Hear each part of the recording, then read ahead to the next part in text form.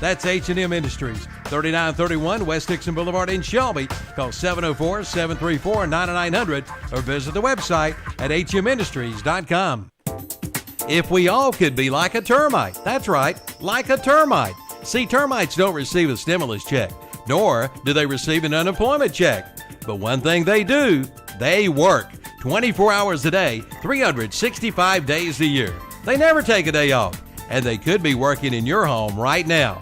It's time to find out and put them out of work by calling H&H Pest Control and Waterproofing at 704-482-2847. Get your free inspection today. H&H Pest Control and Waterproofing. Online at hhpci.com. Like them on Facebook too. Not one, but two big trucks have backed up and unloaded entire truckloads of scratch and dented appliances at Hendrick Appliance and Mattress Center in Shelby.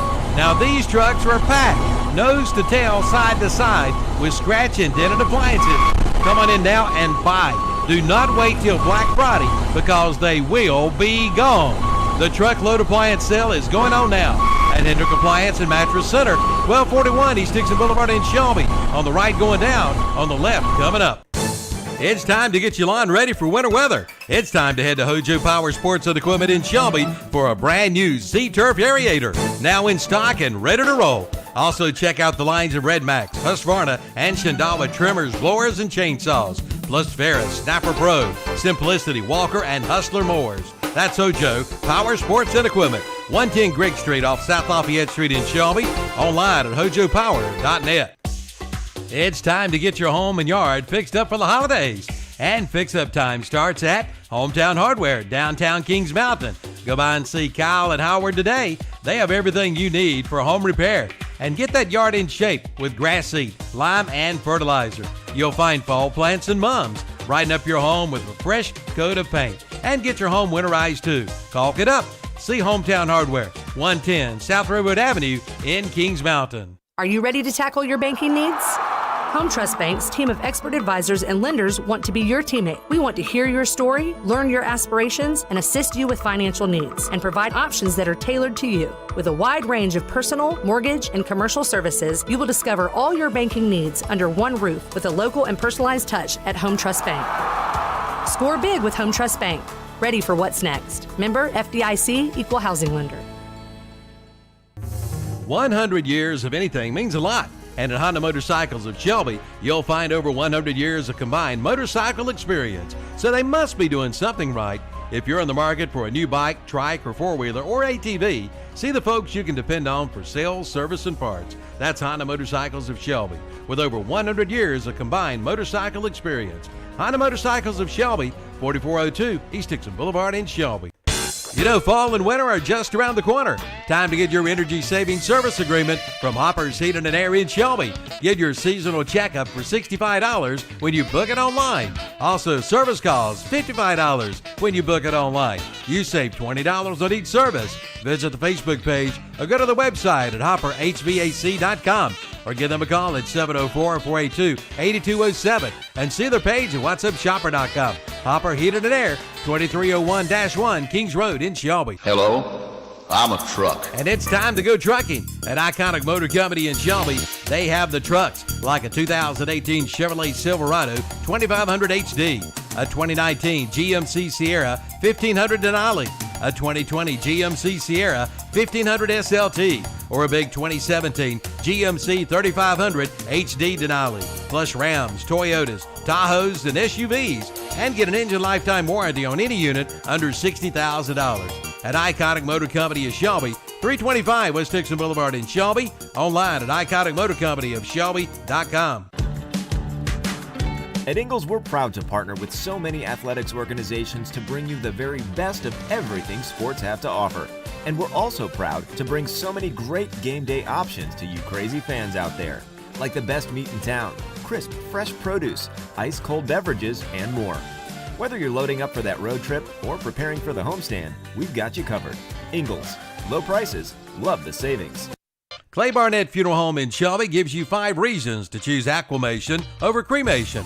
Aquamation is a gentle, dignified process. It is a flameless process that uses 95% water instead of fire. 20% more ash remains are returned to the family. It is a green process with no emissions or harmful greenhouse gases. And acclimation prices start at $19.95. Consider acclimation, exclusively offered by Clay Barnett Funeral Home. Online at claybarnett.com, with locations at 303 Pfeiffer Road in Kings Mountain and 1401 West Dixon Boulevard in Shelby. Want to wow guests this holiday season? Learn how in Cleveland Community College's Cooking for the Holidays class. Learn to prepare festive dishes your family and friends will rave about. Want more? Learn the basics of cooking professionally in the 7-week Culinary Academy. Don't delay, register today. Evening classes are available, but seating is limited. Call 704-669-4015 to register or to get more information. 4 generations. Now think about that. 4 generations of serving our area, providing understanding, care, and comfort to help you through a difficult time. That's Cecil M. Burton Funeral Home and Crematory. That's over 90 years of experience, knowledge, and tradition. Their staff takes pride in the professionalism your family will receive. Cecil M. Burton Funeral Home and Crematory, 106 Cherryville Road in Shelby. Online at cecilmburtonfuneralhome.com. Call 704-480-8383. You know, buying a new Ford at Classic Ford in Shelby has never been easier. Come check out the great programs being offered by Ford, like 0% APR financing for 72 months on select vehicles. And the new 2020 Ford Expedition XLT is now up to $6,000 off MSRP. And the new 2021 Ford F-150 King Ranch has 0% APR financing for 72 months. Come on in for all the details at Classic Ford of Shelby, 1775 East Dixon Boulevard, online at classicfordofshelby.com. Clay Barnett Funeral Home in Shelby gives you 5 reasons to choose acclimation over cremation. Acclimation is a gentle, dignified process. It is a flameless process that uses 95% water instead of fire. 20% more ash remains are returned to the family. It is a green process with no emissions or harmful greenhouse gases. And acclimation prices start at $19.95. Consider acclimation, exclusively offered by Clay Barnett Funeral Home. Online at claybarnett.com, with locations at 303 Pfeiffer Road in Kings Mountain and 1401 West Dixon Boulevard in Shelby. Want a wild guess this holiday season? Learn how in Cleveland Community College's Cooking for the Holidays class. Learn to prepare festive dishes your family and friends will rave about. Want more? Learn the basics of cooking professionally in the 10-week Culinary Academy. Don't delay, register today. Evening classes are available, but seating is limited. Call 704-669-4015 to register or to get more information. Again, 704-669-4015. It's hard to stop a train, especially when it's a train heating or cooling system from CSI Mechanical in Shelby.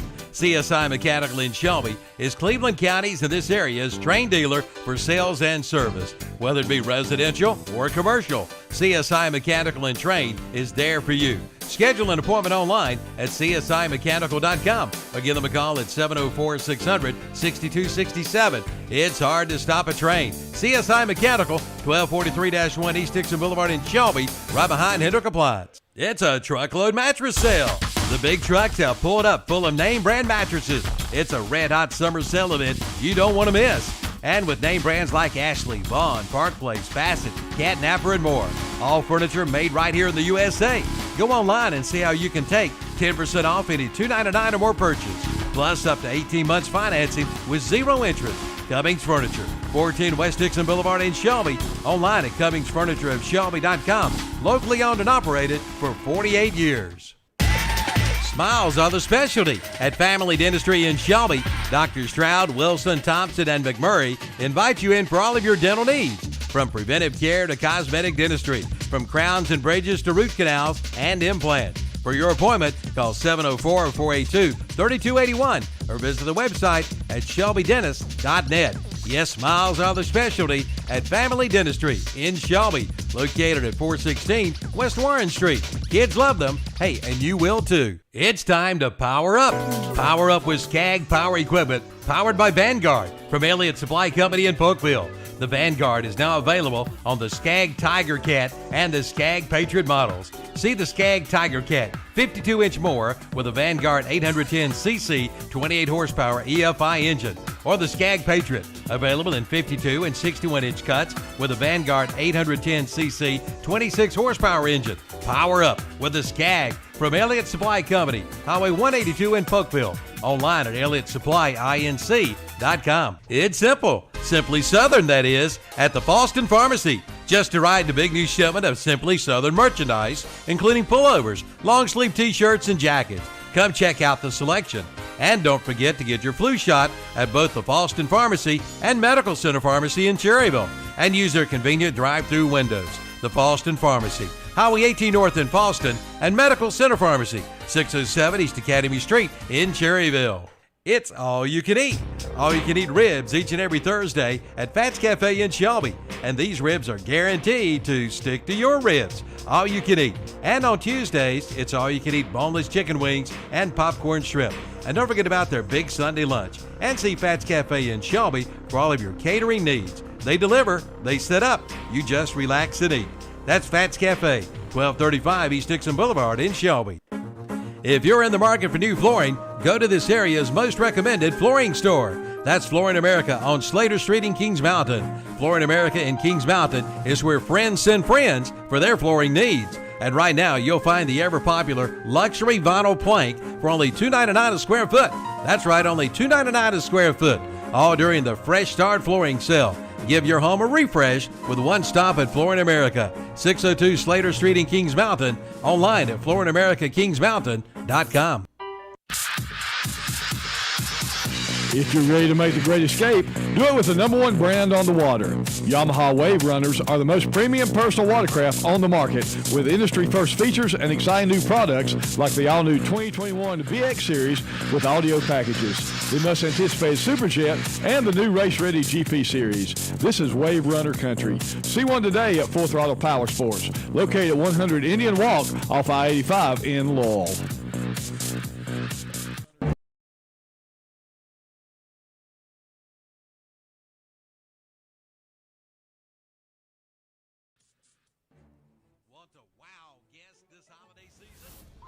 Playoffs? Don't talk about playoffs. Playoffs? Playoffs? Don't talk about playoffs. You kidding me? Playoffs? I just hope we can win a game.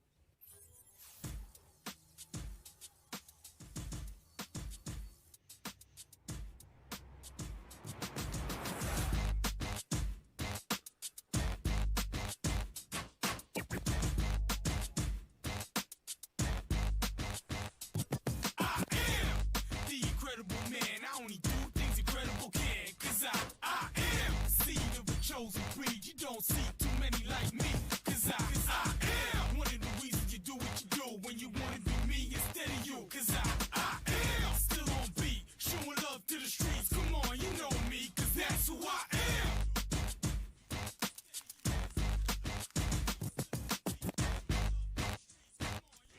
And welcome to a Full Throttle Powersports postgame show with Kevin Hastings, Dennis Davis, and JP.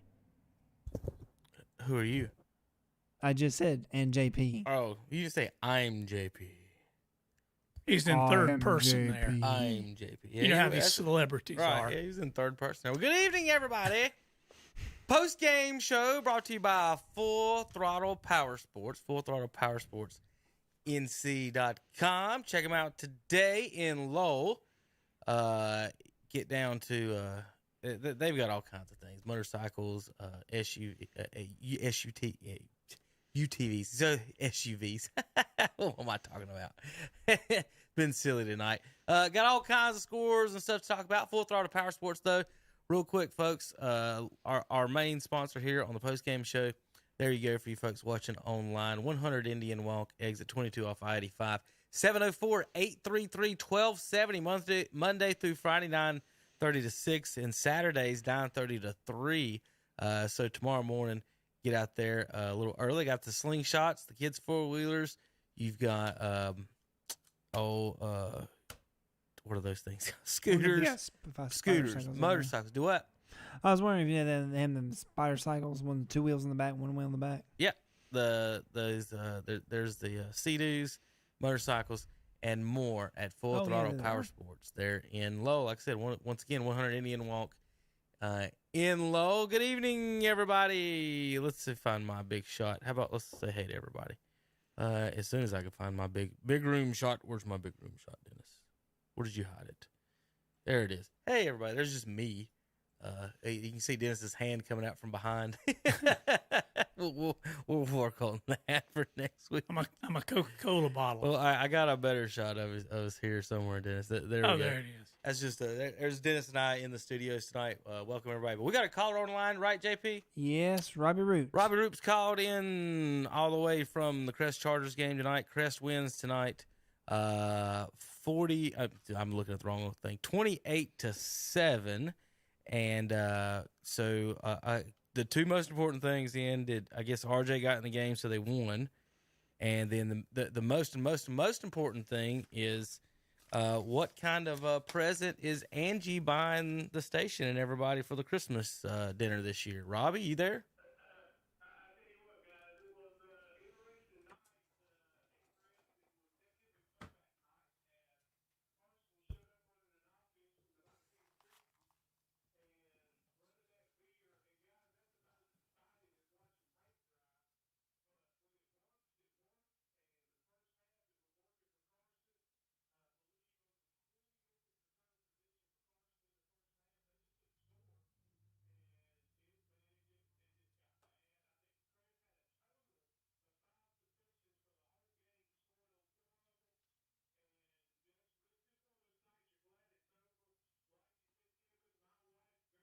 Her won the half and half tonight. She's over here beside me, excited. And I do want to say congratulations to my son RJ. He's now officially starting on extra points for Crest. So who knows what's going to happen with that streak as far as getting in the games. But he's officially a starter now on special teams. There you go. Robbie, I tell you what, I was listening to some of the game. I won't comment. But that first quarter, have you ever seen or heard anything like that? I mean, let's give it to the coach. It was a great game plan. How do you keep Crest from scoring 60 on you? You don't let them on the field. Crest did not get on the field offensively the entire first quarter and 2 minutes of the second quarter. Yeah, and you're right, Dennis. I mean, it showed when Crest got the football, Carson had no answer. I mean, it was, Crest got it 2 plays, they were gone. It was a touchdown. And so give those kids from Carson a lot of credit. And that's what they've done this year in their conference. They know, athlete-wise, they're not going to be able to match the teams they're seeing, the West Orans, Concords, teams like that. So they know that they're going to have to run some kind of offense that's going to keep the other offense on the sidelines. And they did it to perfection tonight. Crest was a little short-handed. I think they were missing 3 or 4 guys defensively tonight. Important guys. Maury Adams did not play. And hopefully it looks like everybody should be healthy for round 2. Yeah. But it was a tough night, for the Chargers health-wise. Well, now I got to say I was a little surprised when it was 4th and 10, and they faked a punt and got a 56-yard touchdown, Robbie. Explain that to me. And I tell you, Dennis, so you're sitting there watching, and they did something crazy where they ran a whole new group onto the field, but the guy that never left was the quarterback. And you're standing there thinking, wait a minute, guys, the one guy that stayed on the field is the quarterback. Something's coming. And, Chris was all of a sudden trying to get back in the punt return formation, and he just lofted it over the top for that first down. Well, it looked like that later on in the game, they were fixing to try another one of those trickarooskies, if you will, and I think Coach Eddings called timeout and sort of put a halt to that one. Yeah, absolutely. They wanted to be ready. They were sure they were ready for the next time. But again, hey guys, first round, Chris gets the win. You move on to the second round. Have y'all guys got a final? We heard West Rowan and North Lincoln was tied. Do we have a final in that one yet? West Rowan in overtime won 34-28. Dang, I was so looking forward to the possibility of North Lincoln and Crest getting together, so just to see those two squads tangle. But Crest to see West Oran, West Oran is one of 2 teams, guys, that has put Crest out of the playoffs twice. It's West Oran and Northern Guilford are the 2 teams that have done that over the last few years. So Crest is going to owe West Oran a little bit. But again, a good win, a good night for Cleveland County all the way across the board, and hopefully you get healthy and get ready for round two. And so congratulations to everybody, and we'll see what happens. Well, Robbie, give us a weather report out there tonight on the football field. Whew, I tell you guys, and I don't know if it's because it's been so warm, but it was cold. It was cold tonight down there on the sidelines. I will say that. And I'm sure you've seen the highlight where I nearly got ran over. Yeah. That was pretty exciting as well. As Carter Green was coming at me, and then the defender for Carson as well was ended up at my feet. And I'm thinking, guys, I'm too old if y'all knock me down, so I'm trying to do some fancy footwork to get out of the way. We get you a better zoom button on that camera, don't we? Exactly. Have Angie use some of that money to buy you some warm clothes next week, Robbie. Hey, there you go. Trying to invest in a nice new jacket. We can do some of that with some of that half and half money. And some new kicks. Guys, I appreciate you having me on. I know you're going to have some more folks coming in, and I know people want to hear the scores. So let me get out of the way, and I appreciate all you do, and good luck to everybody next week, and hopefully we'll talk to you after another Charger victory. All right, that's Robbie Roop with down at the Crest Chargers tonight. They win tonight 28-7. I'm going through the highlights there. Like Rob was just saying, you got a little shot there of a guy falling there at his legs. This is Carter Green making it 28-7 on his touchdown. Robbie's got some – do what? Robbie's got some good highlights and stuff here online, of course, folks. And, of course, we'll play the Dennis, hit the computer button there for me.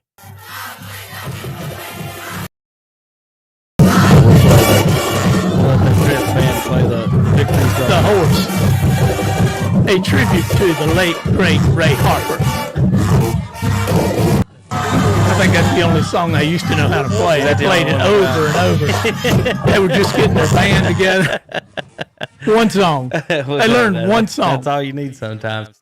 All right, Steve Degree on the line. Is that true? That's me. What's up, Steve? Just calling in, reporting from George Blunt Memorial Stadium. Good night for the Golden Lions tonight. Scored 55-3. Halftime was 41-3, I think. If I'm not mistaken. It was a little cold by that Rob. It was a little chilly down there. And came in all week. We came in with a good game plan. But thing, fellas, we got to get better on the quarterback option. They got the yardage that they got on the quarterback keeping, and Coach Wilbanks, we went over it, and they went over it all week long. So if I want to criticize anything, you got to – Coach ain't never going to be perfect. You know what I'm saying? We got to find something to fuss at. But we got to learn how to defend the option quarterback, especially when he keeps it. Now, the dive and the pitch, we're okay on that, but we got to start containing the quarterback.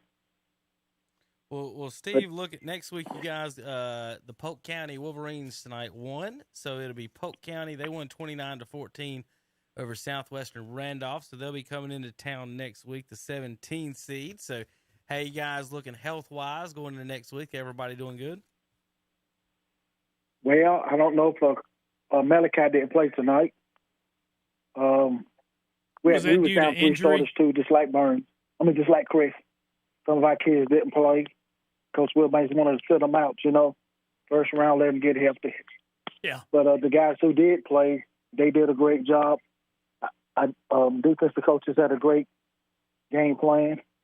And another thing we too got to get short up on is our extra point. We've had 2 games in a row where we got an extra point blocked. And against a good team, that'll get you beat. So I'm just calling it straight down the line like I always do. We got to work on that again this week. Well, Steve, we worked on it. Steve, real quick, you're 100% right. We've seen dozens of games here on the post-game show in our studios where an extra point here, extra point there. You win 55-3, it don't matter. But like you're saying, against Burns in a 16-14 ball game, that matters big time, right? Yes, it does. And they also blocked that field goal. But we blocked one of theirs too. But that's a part of us 3 parts. Offense, defense, special teams. So I'm sure Coach Wilbanks and the rest of the coaches will go over that this week. Time and time again, got a short on that. And who's to knows, you might need a field goal to win a game, and get a block. But we played everybody, I think, tonight, maybe dressed out. I think we played everybody. I'm not for sure. We had the JV kids. Kristen Tate ran the last touchdown, maybe 59 yards per touchdown. And we also blocked a field goal. Now, Santana blocked it, and T.J. Griffin recovered it for a touchdown. Dalen threw 4 touchdowns and Bryce McKee ran one in. So overall, we had a good offensive night. They never touched that quarterback all night. Matter of fact, he ran one in himself. He ran the first touchdown in himself. So the offensive line, my Hogs, usually they done a great job too. And we try to get better with the offensive line. And tonight we started the same line that we started against Burns. To get them some continuity together. And the kids did a great job. Well, Steve, you are used to being in the first round and winning, and you're used to going all the way. Somewhere down the road, who do you see as a possible the toughest opponent that you'll have to play? All I want to bet right now is Polk County. There you go. All right. I'm not even worried about who else. Right now, I'm just worried about us having one more point than Polk County. There you go. Vintage Because Steve. you don't look past anybody, because you do. You be counting helmets. All right, Steve. Well, we're going to wrap it up. We appreciate your call. I know you'll be calling us next week, win or lose, against the Polk County team. And best of luck to the Shelby Golden Lions next week. Oh, yeah, one of the Kings, I heard the Kings might come make a win. Yes, sir. They did. That's great. That's great for Cleveland County football. I still say, Dennis, I'll put our county up against any other county. Not only that, Steve, but in the Big South, only one of the teams that was playing tonight lost, and that was the Stuart Kramer Storm. All the other Big South teams won. That's the teams that have to play the Cleveland County teams as such. And then in your bracket over there, of course, Burns won big tonight. You guys won.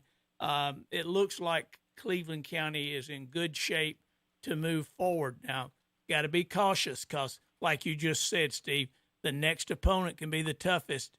And as Robbie Roop just said, guess which team has managed to knock Crest out of the playoffs twice? And we got them coming to town next week. Who is that? Charlotte Catholic? No. Charlotte Catholic got beat tonight. They're 4A now. What?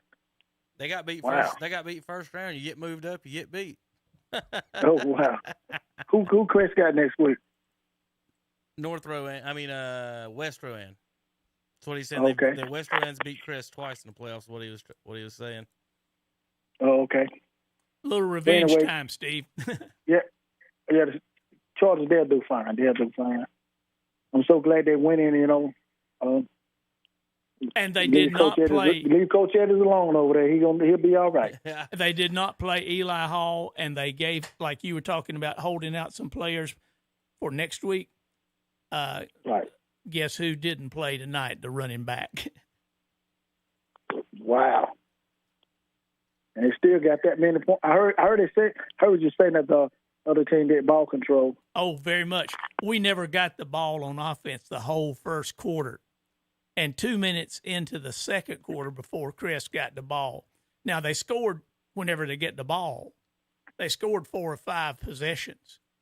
But it was one of those keep-away things. And, Steve, look for those tricky plays because tonight they were 4th and 10 and pulled a fake punt and scored a 56-yard touchdown. Well, they try to do those swing and gate or the polecat or something the first play of the second half on Shelby, but we dropped them for a loss. So yep. they never tried it again. But fellas, I'm gonna say this. I'm gonna get off of that quarterback that they had. He was pretty good athlete. We really had to contain him. Well, Steve, thanks for giving us a call, and I hope you have a wonderful weekend. It's going to be warmer next week, I promise, for you and Robbie out there on the field. I'm looking at my future weathercast. You guys are going to be good. We got Tom Sinafani on hold to talk Burns Bulldogs football. Up next, Steve. Thank you for giving us a call, and have a great weekend, brother. Okay, fellas, y'all have a great weekend. All right, Steve Degree. While when JP lets me know he's got Tom set up, I want to give some scores. We've got Cherryville falls to Cherokee 36-15. Cherokee will play Robbinsville next week 66-40. I think if I got that right. Let me pull up my 1A bracket because that might not be exactly right on that. Cherryville. Is Tom ready? All right, we'll go ahead and go to Tom while I get organized. Tom, you there? Hey, Kevin, can you hear me? Yeah, I got you. We got you loud and clear. Okay, just big night for Burns, 56-14. They win. Big night for Jeremiah Norris, 190 yards and 5 touchdowns. So he was just the star on offense, and defense played really well. I was really happy with the offensive and the defensive line did a great job. And I knew McMichael had a pretty good running game. Quarterback Wright was pretty good running the football. A couple others they had, but I think our defense did a pretty good job. Made me nervous. We've had some hard times with big teams with big backs, but held our own tonight. And this thing was really over at halftime. It was 42-7 at halftime, and just excited about moving on and playing Hendersonville next week. And that'll be up at Hendersonville, and they are a load, Tom. So you better pack some warm clothes and get the Bulldogs fired up this week. Well, they're going to have a hard time with a high-powered offense. I like the way they played last week, pass defense. We had 3 interceptions last week and 3 interceptions tonight. Backus with a couple of interceptions and L.J. Allen with an interception. So I like the way we're playing pass defense right now. That gives us a chance. I know Hendersonville could score a ton of points, and they haven't lost a game all year, and they won big tonight. So that's going to be a challenge for us, especially anytime you go on the playoffs on the road. It's going to be a challenge. But looking forward to it, and just hope we can keep it rolling. Well, I know it's sort of like you guys went up to Franklin several years ago and had a great game with Franklin. Those mountain teams, they're usually a little slower but bulkier than some of the other teams. I think Burns' speed can give them an advantage with the Hendersonville team, and I look forward to hearing you guys broadcast that game next week. Yeah, we're going to have to, I guess, get together and figure everything out with everybody in the counties winning. We got to figure out who to cover next week. But no matter what, we'll have a great game on KTC Broadcasting, probably a couple. I did hate to hear North Lincoln went down. I heard you guys say that. I know they were ahead in that game, and that was going to set up a big intercounty rivalry here with North Lincoln and Crest. And I think a lot of people are looking forward to that game. But then I heard you say West Rowan's coming to town, and they put you out a couple times, so that's going to be a big game for Crest. They get to host that game, so at least they have to come to Sid Bryson Stadium. Really, I like the Chargers' chances in that game. I think they've been playing well, especially they were without some of their players, especially not having Adams. That hurt him, tonight. But they're moving on, and I think it's going to set up some great football next week. Us in Hendersonville, Crest, and West Rowan, and Polk County coming to Shelby. So exciting weekend of football again next week. I won't say that Crest was overlooking Carson, but they, I think, held out the running back in anticipation of letting him heal up and get some rest for next week so they can advance beyond that second round. Whether that's a smart move or not, the score was close because of the kind of game that Carson played. They played basically the 4 corners of football, if you will. Yeah, but you have to get the first downs. They had to execute. So you do.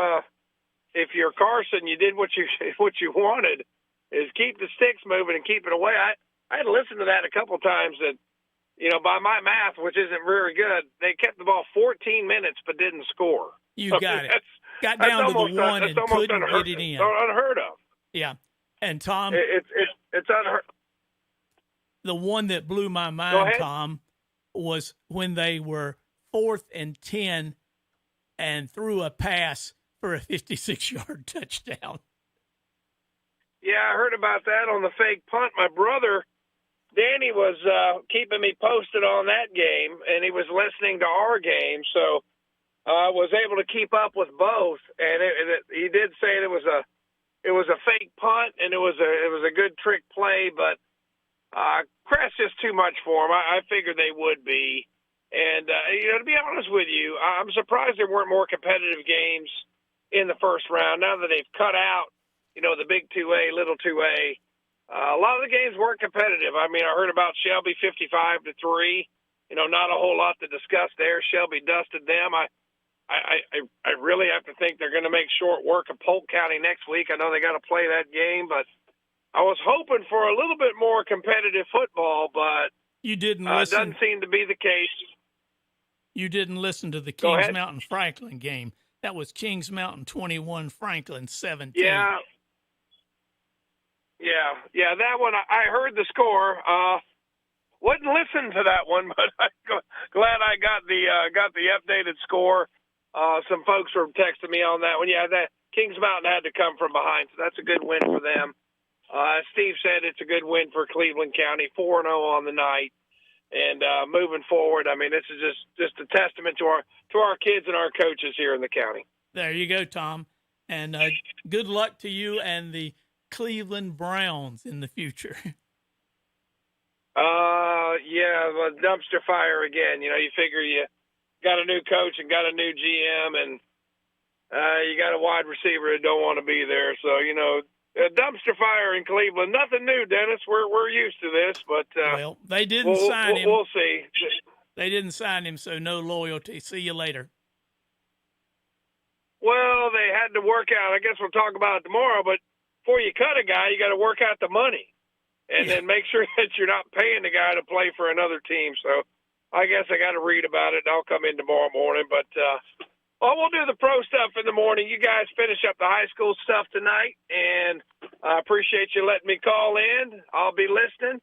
You guys do a great job, and we really do appreciate around you. I get a lot of compliments on the show that you keep people informed on the scores and what's going on, and doing a great thing for football in this area. So thanks. Just keep it up, and I'll see y'all soon. All right, Tom. Okay, Kevin. Well, I think we got another caller before I even... No caller? Okay, keep going. All right, let's give the scores, Dennis. Let me give these scores before I talk to anyone else. Go right ahead. Let's see if I can do this. Now, we don't have all of them. We got most of them, but this is what we got. I think we got one done. Cherokee, 36-15 over Cherryville. Robbinsville, 66-14 over Carver. North Rowan, 62-0 over Bessemer City. Thomas Jefferson, 39-7 over Avery County. Murphy, 58-20 over Allegheny. Mountain Heritage, 51-0 over Albemarle. Drone, 56-9 over Elkin. Mitchell, 49-10 over South Davidson. Thomasville, 62-0 over Highland Tech. Starmount, 65-8 over South Stanley. In the 2A, Shelby, 55-3 over Owen. Polk County, 29-14 over Southwest Randolph. East Gaston, 37-39 over Community School of Davidson. Hendersonville, 42-0 over West Stanley. Burns, 56-7 over McMichael. Chase, 47-8 over Pine Lake Prep. Reedsville, 49-7 over Randleman. Maiden, 37-7 over Mount Pleasant. West Lincoln, 41-7 over Surrey Central. Bunker Hill, 21-7 over East Davidson. Robbinsville, 33-14 over West Stokes. Monroe, 57-13 over Lincoln. And East Surrey, 30-6 over Newton Conover. Forbush and North Surrey postponed to Saturday night for you folks look interested in that game.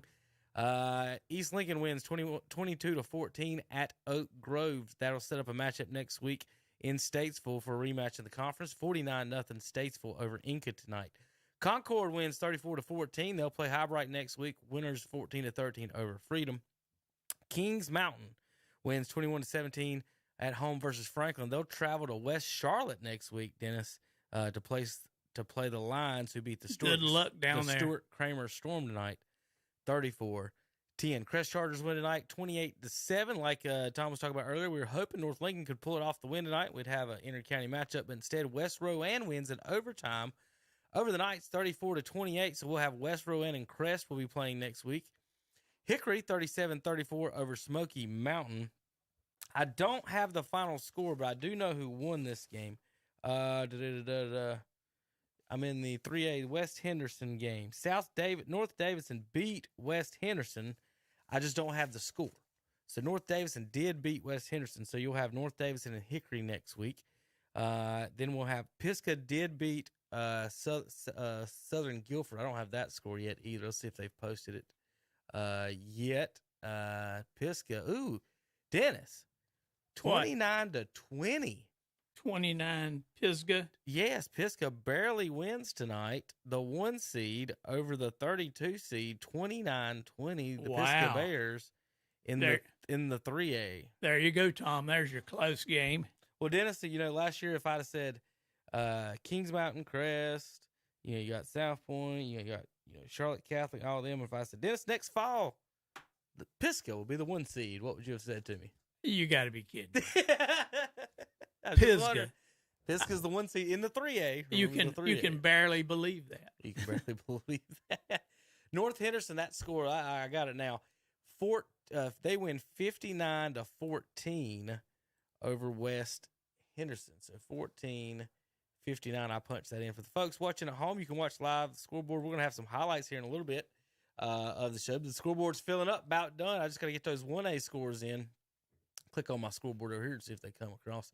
Yeah. Swain County and Hayesville tonight. Swain County wins 40-14. So that score 40-14. Yes, sir. So Swain County 40-14 over Hayesville, and that's going to set up. I think they'll be playing. Let's see. Swain County will be going to Mitchell next week. So let's look up South Stokes and Christ the King. I've got 28-16 now. South Stokes over Christ the King in that one, Dennis. So South Stokes is going to win 28-16 over the Christ the King Crusaders. Now, in just a minute, folks, we're going to go through all the matchups. We still got a couple of announcers to talk about or talk to. Nice. We're going to talk to Paul Foster and Logan Baker. What? What does that mean? Oh, you got a phone caller? All right, who we got? Jeff Miller. Jeff Miller, you there, buddy? Yes, sir. All right, Jeff, did you get to a game tonight, or did you just sit around and listen, or what'd you do tonight? No, I went to Kings Mountain tonight. Oh, that's good. Tell us I'm glad you're calling us to tell us all about that one. You got a pretty good game. Kings Mountain pulls off a tight one. I try to warn the guys before the game. Franklin's a dangerous team, even though they had a rough season. But I thought Kings Mountain would pull away anyway. But Kings Mountain almost loses at home, and now they'll go to West Charlotte next week. Jeff, so tell us about what happened down there in the mountain. Well, I'll tell you this. Kings Mountain just simply snatched victory from the jaws of defeat with that goal, with that 3-yard stop right there at the Kings Mountain 3-yard line. Franklin would have scored if they didn't come up with that stop, and then Kings Mountain drove right down the field. Couple questionable no calls on that drive, but Kings Mountain overcame. Personally, I think that no call probably benefited them because it would have left Franklin with more time. So what happened? Because we didn't have it on the broadcast exactly. So Jeff, if you can, to the best of your memory, tell us exactly how that all unfolded. Well, the no call or the whole game? The whole game. Yeah, the no call and then the ending there, or what you thought about as far as that goes. Then you kind of a little bit about as far as the whole game. There should have been pass interference on that one call, but the rest did not call it. But that was on that game-winning touchdown drive that Kings Mountain.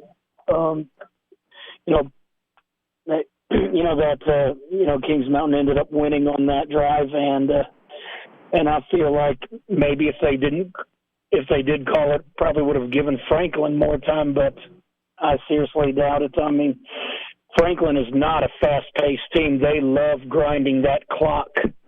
So, and that's how Franklin has been playing the entire game. Just winding the clock down and they're a very physical team. They love to run it right at you. I mean, for a while I thought they were going to wear Kings Mountain out defensively, and they were really starting to toward the end of the game. And a muffed punt is what set Franklin up for that drive that they almost scored on. And it was 17-14. Franklin kicked a field goal to go up, and then Kings Mountain muffs a punt, and they're able to redeem themselves on that drive by stopping them at the goal line. Kings Mountain made some mistakes in that game, like offside penalties. It was an offside penalty in the first half that set up Franklin's first score of the game, and that was at the end of the first half. They were able to tie it 7 apiece. Don't know why they called a timeout when Franklin got close to the goal line with 23 seconds left in the first half. I think that sort of helped Franklin out too. But, Kings Mountain, they looked flat for a good portion of the game, but they definitely woke up late in the second half, though. Jeff, I thought that they might be feeling a little bit flat based on that big game last week where they lost to Crest, and they knew that, playing a lower ranked team tonight, that they might have not a tough contest. And I thought maybe that they would come out and be a little bit of flat tonight. And evidently from what you're saying, that's what happened to them. Yes. Too many drop passes, penalty flags, most of them procedure penalties. And, I saw a few personal fouls, but nothing too out of the blue. I mean, it was a relatively clean game. But, Kings Mountain, you could kind of tell they were not themselves tonight. And, late in the third quarter, I felt like that's when they were starting to get their groove.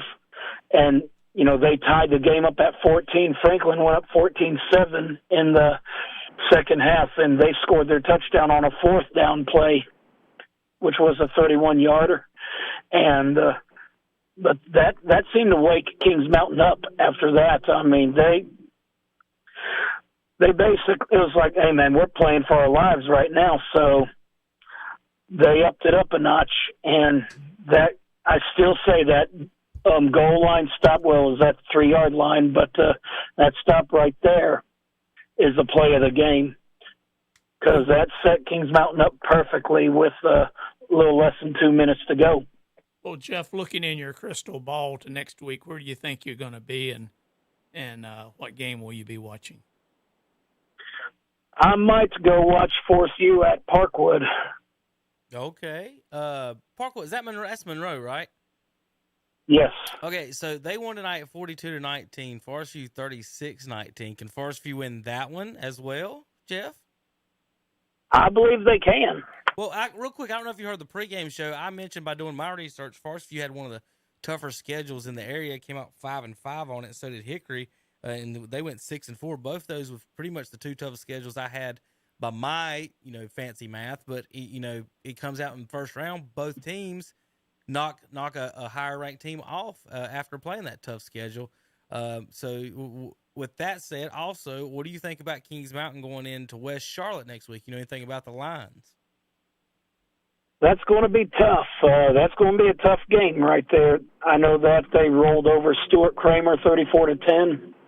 And if there's one thing West Charlotte's always known for, it's speed. I feel like the West Charlotte Lions always come to the game as one of the speediest teams, just like Shelby. And the last time I saw West Charlotte play was back in 2006 when they beat East Gaston in the third round of the 4A playoffs. But they've played in a tough conference too, from what I saw, a tough 3A, 4A conference. Right. So I expect that, to be a tough matchup for Kings Mountain. I'm not saying that they can't win, but, it's going to be, it's going to be a tough one. And I'm glad to see that the Big South 3A took 4 out of 5 of their teams to the second round. The atmosphere over there at West Charlotte, they usually have a great band. The cheerleaders give it a great enthusiastic cheer. Not so much the fans. They don't travel well, but you got to go to West Charlotte to play them. So that's going to be a tough matchup because, like you said, Jeff, they always have a lot of speed, and they usually have pretty good size on the front line. They usually have some big boys up front. How did East Gaston do tonight? 57-39 winners at Community School of Davidson.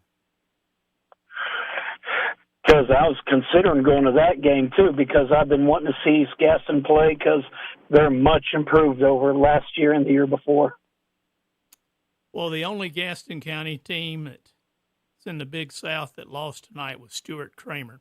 They got beat 18-3 by West Charlotte. We were just talking about the West Charlotte folks.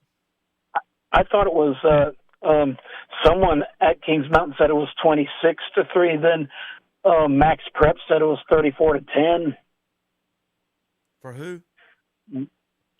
Max Prep said it was 34-10.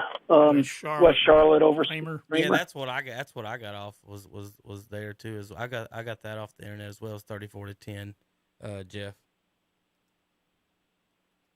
But either way, I mean, it was a game dominated by West Charlotte. Either way, West Charlotte won that, and they'll be hosting Kings Mountain next week. My fault, right? Jeff. Kevin had put up a previous score, and they've since increased it, and he's changed it on the board there. Yep. My fault. So, all right, Jeff. I'm glad my phone lasted long. It's been giving me trouble lately. Okay. Well, you get it charged up, and hope you have a great weekend and enjoy the weather out there as well. And we'll hopefully hear from you next week. Maybe I guess you'll be either at West Charlotte or Monroe for Parkwood. Is that where you're leaning towards, one of those?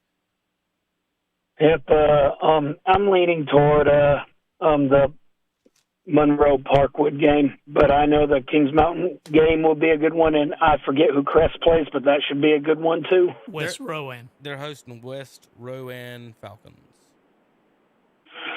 Oh, payback time. Yep. Knocked us out twice. Not that we remember that kind of thing. Third time's a charm, remember that. There you go. Or 3 strikes, you're out. Yeah, well, Jeff, you have a good night, brother, and take care. And I can't wait to hear from you again next week. And thanks for everything you do. Real shout-out website, CarolinaVarsity.com, right? Yeah, but we've been mostly doing it on Facebook, CarolinaVarsity.com's Facebook page. Okie doke. Well, I thank you, Jeff, for everything you do. We're going to go over the matchups here in just a few moments. Thank you. Jeff Miller, Carolina Varsity. Check him out on the Facebook. He said they like he on their Facebook page. That's where they mostly do everything. Dennis, let's go through the brackets and matchups. Let's take a break. All right. JP. And we come back, we're going to go through the brackets and matchups for next week's games here on KDCBroadcasting.com. Sounds like an idea. If you're ready to make the great escape, do it with the #1 brand on the water. Yamaha Wave Runners are the most premium personal watercraft on the market, with industry-first features and exciting new products like the all-new 2021 BX Series with audio packages, the must-anticipated Superjet, and the new race-ready GP Series. This is Wave Runner country. See one today at Full Throttle Powersports, located at 100 Indian Walk off I-85 in Laurel. Your local train comfort specialist, Roland Black Heating and Cooling, has been serving Gaston County with quality-built train heating and air conditioning systems for over 45 years. Hurry and call today to check out the great deals on train systems offered by Roland Black Heating and Cooling.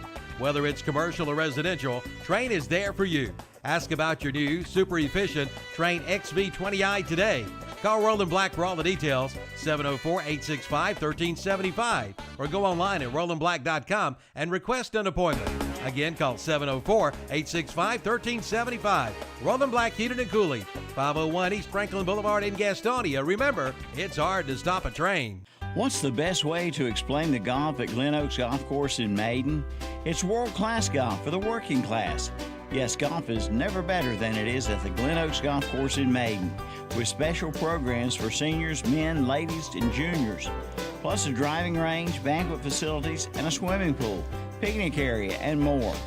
For your tee time or other questions, call 828-428-2451. The Glen Oaks Golf Course, 245 Golf Course Road in Maiden. It's world class for the working class. The Grooming Lady in Lincoln is having specials on all pets under 50 pounds. Bath only. That's right. Half off on bath packages that includes ear, nails, bath, and a Santa trim. They have a whole new selection of pet products, and that's not all. Some products are on sale for 15 to 25% off. Let the Grooming Lady groom your pet with hugs, kisses, and love. Open Monday, 9 a.m. to 3 p.m., Tuesday through Friday from 9 a.m. to 5 p.m., Saturdays from 8:30 to 1 p.m. 1573 North Aspen Street in Lincoln. Call 980-429-2570. Like them on Facebook. GSM Services is proud to sponsor high school football. GSM helps people live better through improved comfort, health, and energy efficiency. They provide high-quality home and commercial improvement services, such as heating and cooling, energy audits, duct and dry vent cleaning, attic insulation, crawl space solutions, generators, commercial roofing, and HVAC, indoor air cleaning products, and much more. GSM has been taking care of their customers' comfort since 1927. This unmatched experience has led them to build reliable processes to serve you and offer the guidance to help you choose the right options for your home and business comfort needs. Call them today at 1-800-NEW-COOL. Again, 1-800-NEW-COOL for GSM services. Are you looking for a security system for your home or business? Then look no further, folks. Ham Security in Lincoln is the #1 home and business security system installer in Lincoln, Gaston, Catawba, and Cleveland County. Family-owned business with over 40 years of service. Specialize in residential, commercial, small businesses, and they can even help you customize your security cameras. Let their devices and the latest generation technology protect and keep your family and business safe. Ham Security, 419 East Sycamore Street, Lincoln. Call at 704-732-7090. Ham Security, keeping families and businesses safe.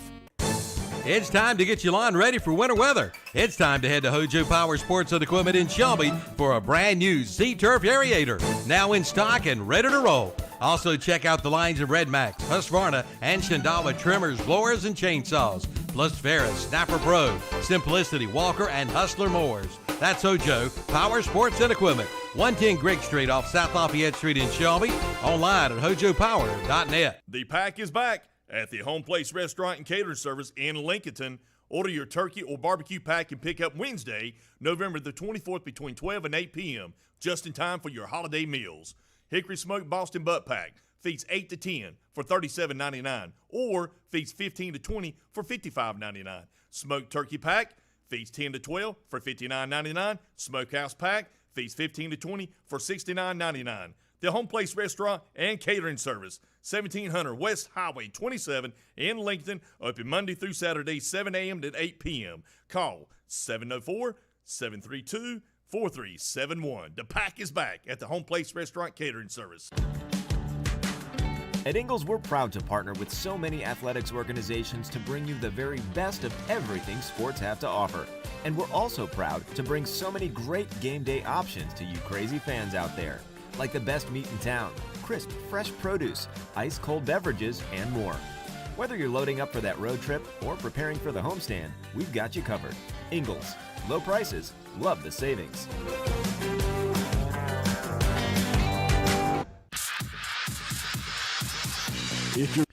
And we're back on the Full Throttle Powersports postgame show. Kevin and Dennis have got some sports to talk about, high school sports. I think we're in the second round of the playoffs. Oh, first round. Yeah, by the way, y'all aren't on, so they just don't know anything. Tonight was the first JP. First round, yeah. Depending on how you see yourself right now, I guess I could answer that question of whether you're, in the future or not, whether it's the second round or not.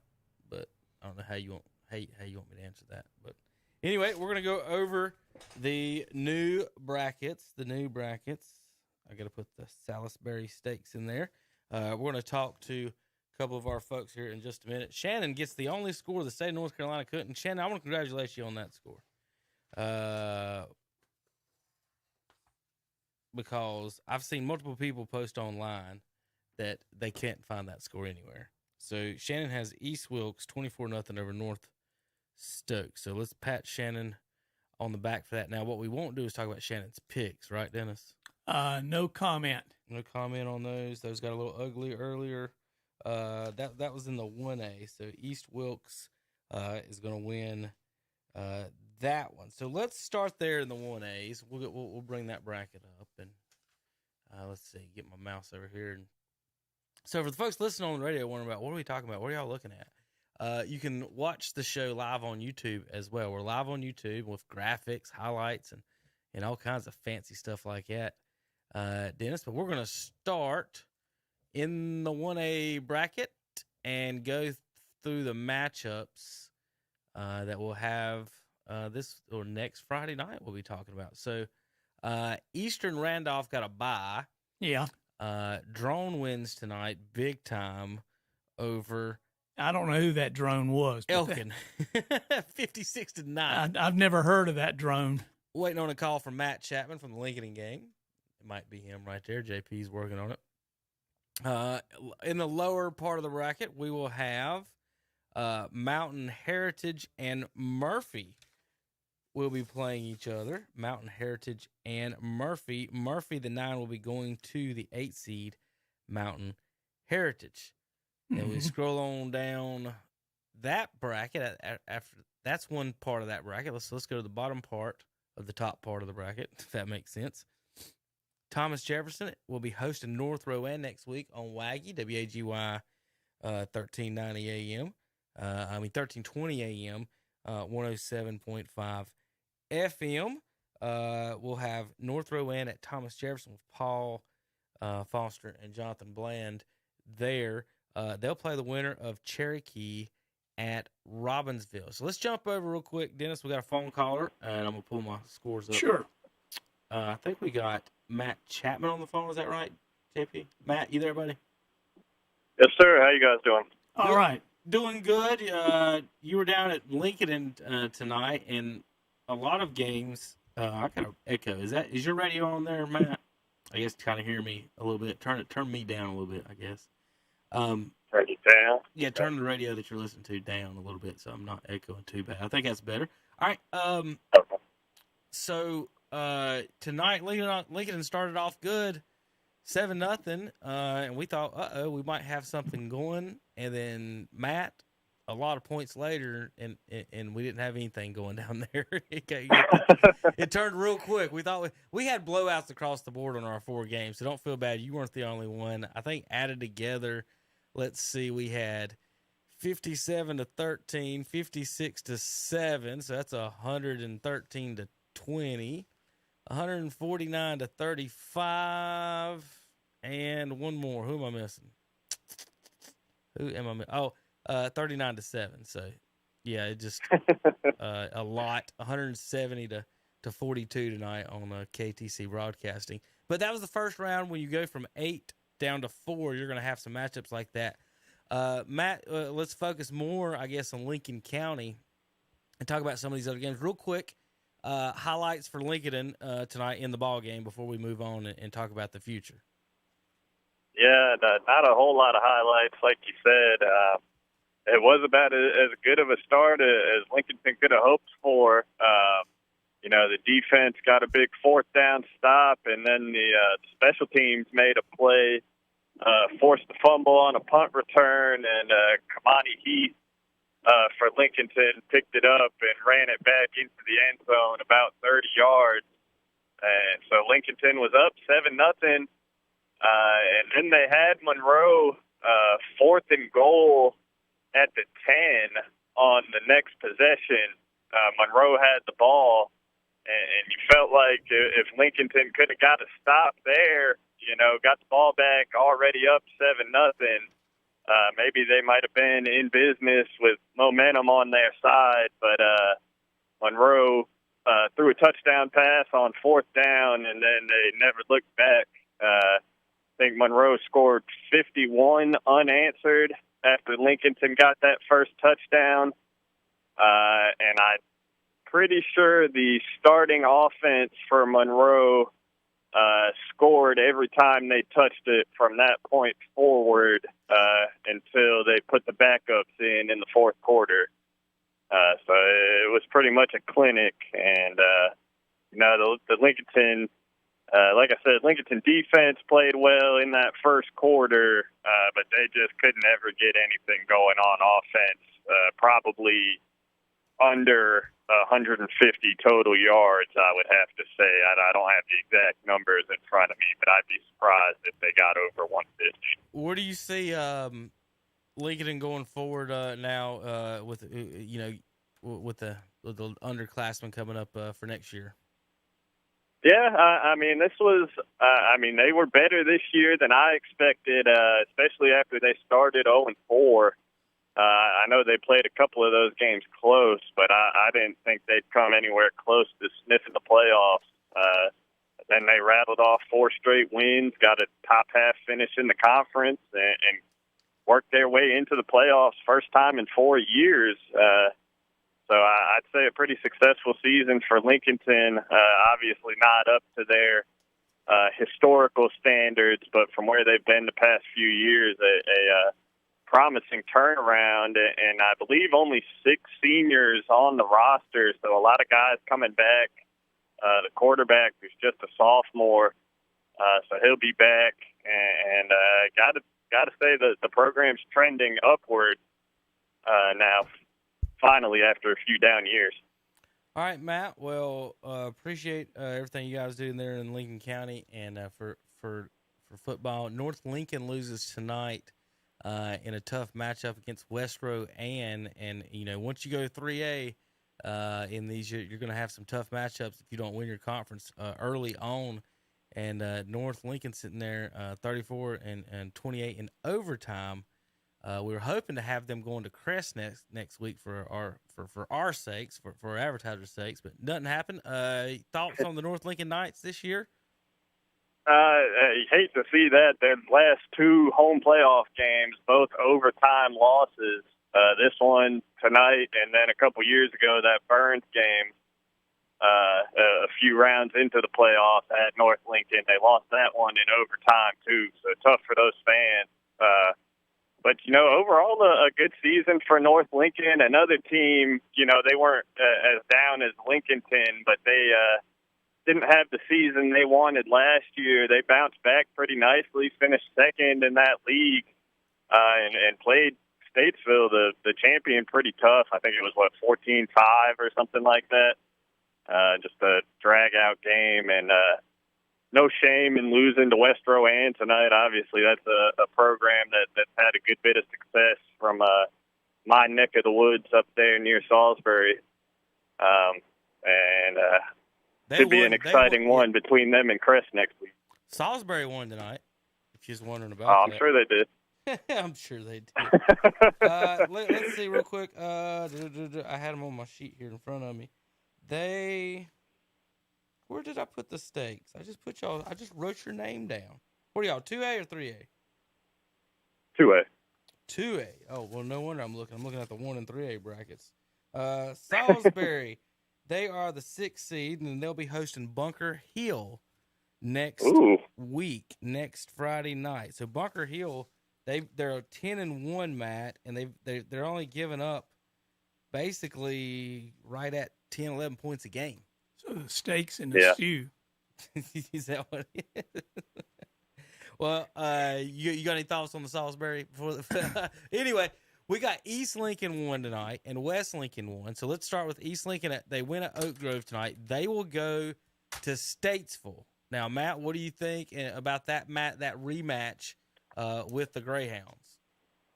I know that East Lincoln will be excited to get another shot at them with their starting quarterback healthy this time. I'm pretty sure they played that first game without Mizell when he went out with that arm fracture.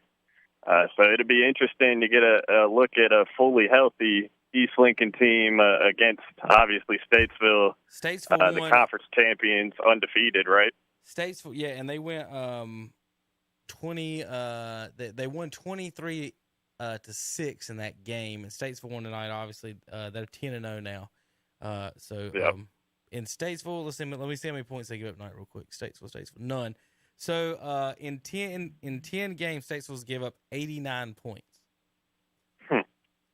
It should be interesting. I was happy to see East Lincoln got the win tonight. Real happy for their coach, Coach Lubowitz. They looked like they, were the best team in the area last year for the first half of the season, and then they kind of lost their two biggest games and missed out on the playoffs, that condensed playoffs. And I know Coach Lubowitz was wanting that first big playoff win and to go on the road and get it there at Oak Grove. I was definitely rooting for them to hold on in that one as you were updating us with the scores. Well, and then it's going to be a tough game against Statesville. Now, that also sets up where you guys will be up next week. The West Lincoln Rebels at the Maiden Blue Devils. Now, how do you see that game? That's another rematch. West Lincoln this year has lost 2 close games. Yeah, I can't wait for that one. West Lincoln, honestly, I mean, they played Maiden as close as anybody has all season, and really could have won that game. We called that one on the radio, and Maiden scored with 8 seconds left, scored the winning touchdown with 8 seconds left. After West Lincoln had it first and goal inside the 5 on the other end and couldn't punch it in. I think after that, both teams traded a couple fumbles, and then Maiden chewed up the last 5 minutes and, like I said, scored on a quarterback draw with 8 seconds left to win that game. But I'm pretty sure the last 3 games those two teams have played have been decided by a total of like 12 points or something like that. So it's always exciting when West Lincoln and Maiden get together and to be able to do it in the playoffs next week. I'm sure that's going to be a madhouse up there at Maiden for that one. I can't wait. 20-14 was the score in that game. Looking at Maiden's schedule, including this week, Matt, West Lincoln is the only team to get within 17 points of Maiden. Yep. And like I said, the last few years, they played them tough every year. And I'm pretty sure West Lincoln won the first one of those, and then Maiden got them last year and then this year, obviously. But it's always a tight game, and I expect this one to be the same. That's about the only kind of games West Lincoln plays. Well, Maiden 37-7 victory tonight over Mount Pleasant. Like you said, if I look at West Lincoln's schedule, every game's within a touchdown. About looking at Maiden, except tonight. except tonight. Looking at Maiden, blowing everybody out. That 18-point game was Newton Conover. So besides Newton Conover and West Lincoln are the only 2 teams to get within 20 points of Maiden on the season. So Maiden's had a pretty good year. All right, Matt. Well, I look forward to listening to that game next week. Hopefully, we'll have some. I'm pretty sure we're gonna have competitive games next week, Dennis. We had blowouts across the board. I have a feeling that every game from here on out is going to be a slobber knocker. Pretty good games. Well, Matt, any final thoughts or anything else over in Lincoln County with everybody? They went 2-2 tonight. Yeah, just good seasons for Lincolnton and North Lincoln, even though they came to an end tonight. Again, Lincolnton starting the year 0-4 to fight back and get into the playoffs was impressive to watch. We had a lot of their games. And North Lincoln didn't get to see them quite as much. But again, like I said, to bounce back from a little bit of a down year last year, I know they lost some kids because of the COVID stuff before the season. But to come back, finish second in that conference, get a home playoff game, and then obviously another heartbreaking overtime loss. Hate to see that, but good seasons overall. And then hopefully next week, West and East can keep it going. We'll see. All right, Matt. Well, you have a good night, and thank you for everything you and Logan do. Yep. Talk to you guys next week. Thank you, Matt Chapman, WLON 1050 AM, 107.5 FM. Next week, Dennis, they'll have Maiden hosting West Lincoln in the playoffs. Let's go through these matchups again. We were in the 1A when he just called. We just did the first part. Let's go down here to Thomas Jefferson. They beat Avery County tonight, 39-7. North Row Ann beats Bessemer City 62-0, setting up a North Row Ann at Thomas Jefferson game next week on KTC Broadcasting, WaggyFM.com. We'll have that game with Paul Foster and Jonathan Bland. Now, the bottom part of that bracket, Cherryville loses tonight at Cherokee 36-15. We'll talk to Coach Pruitt tomorrow about that and their season going all the way up to Cherokee. Did you pick Cherryville for the upset tonight, too? I know Shannon did. I can't remember if that was one. Cherryville. I thought both of you guys went on that one, Yeah. but couldn't come up with a victory tonight. Further on down in the brackets, Mitchell beat South Davidson. Swain County beat Hayesville, so that'll set up Mitchell. For the folks watching at home, I don't have the bracket there. There's your bracket. Mitchell and South Davidson. Mitchell wins tonight. Swain County wins tonight, so they'll play each other next week. Then we'll have Thomasville won tonight, and South Stokes won tonight. So the Saras will be going to Thomasville next week in an 11-6 matchup. All right, and then further on down, our last portion of the Western bracket here on KTC, we'll have Starmount. They won tonight. So did Andrews. So Starmount will be hosting Andrews next week. And then Mount Airy will be hosting East Wilkes. Mount Airy won tonight about 75-0, I think was the score. Dennis just squeaked one in. Well, it is the first round. He squeaked one in there. All right. Let's do some more. How about this? In this bracket, we've got the bottom part of the 2A. So we're moving over to the 2A brackets, folks. 2A brackets, bottom part of the 2A. All right, Dennis, we got East Surrey won tonight over Newton Conover. Thanks again to Shannon Allen for that score. But we don't know who they'll be playing next week. North Surrey and Forbush postponed the game night. Something happened at Forbush High School for them to postpone until tomorrow.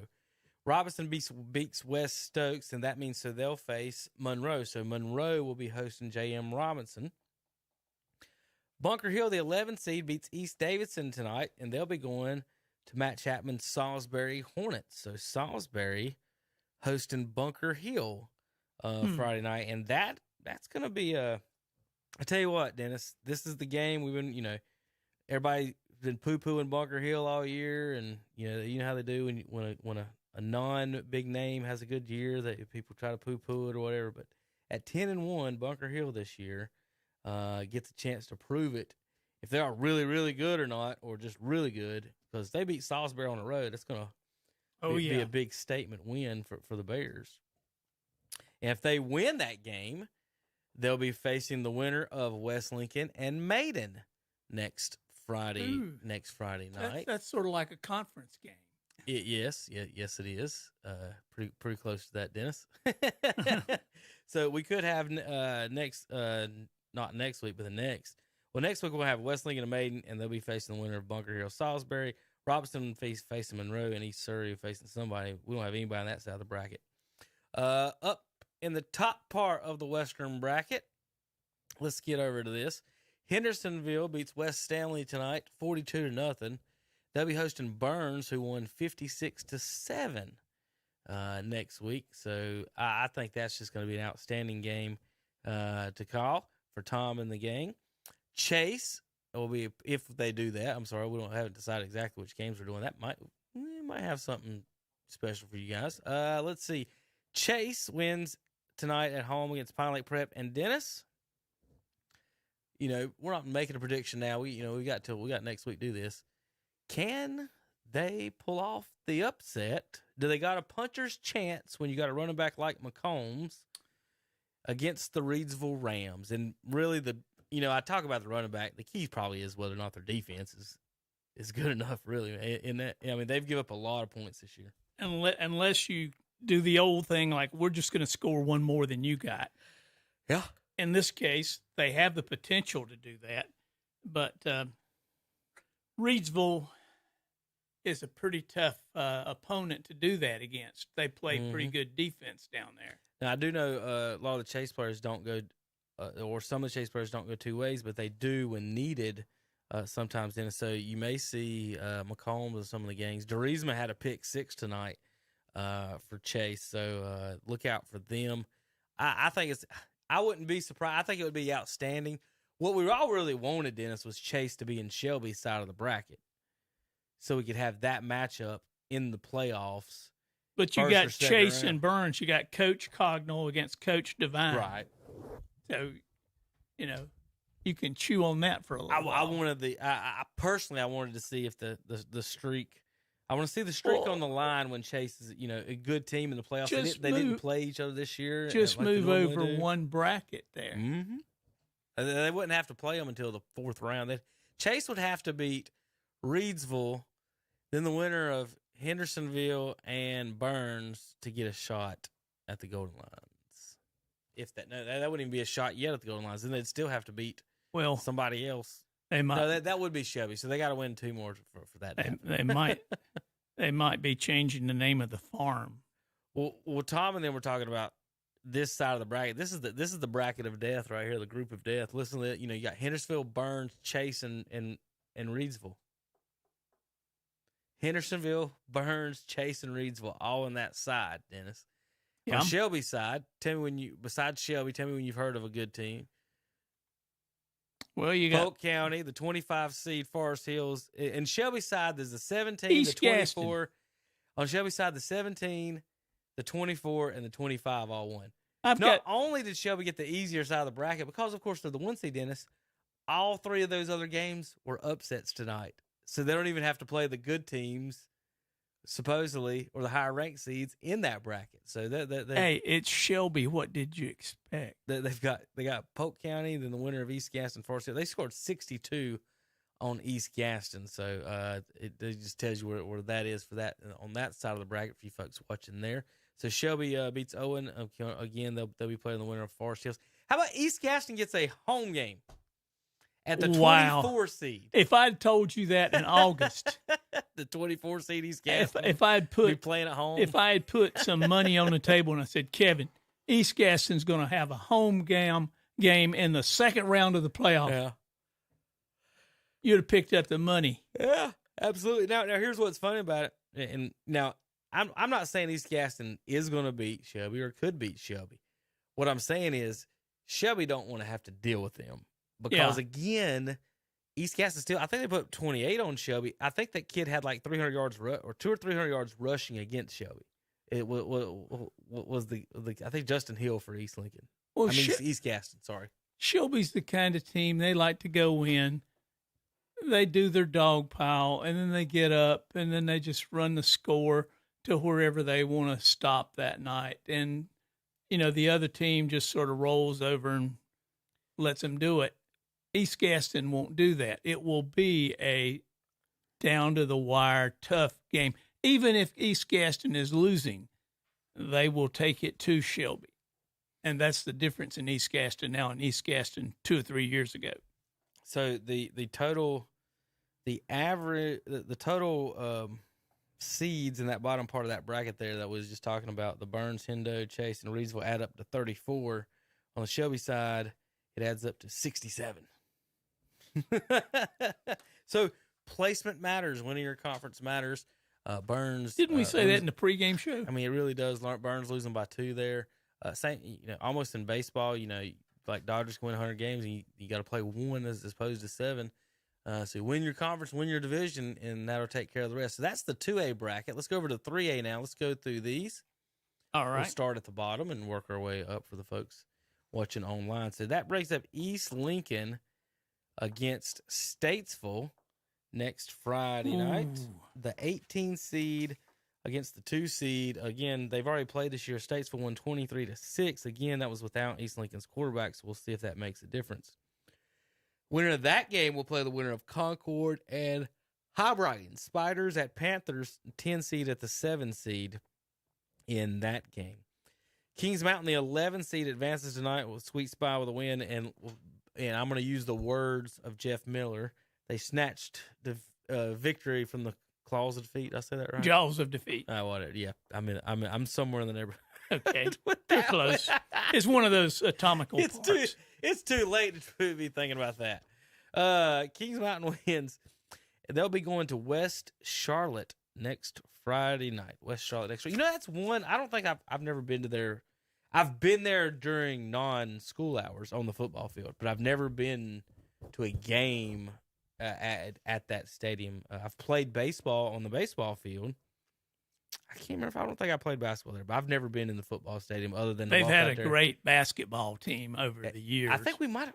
Seems like I might have played them in like an exhibition or something. Not an actual real game. We used to be in their conference. Okay. Oh, good grief. That's close. Boom. That's a close matchup. But wasn't you in Watauga's conference at one time too? Yeah. Something like it.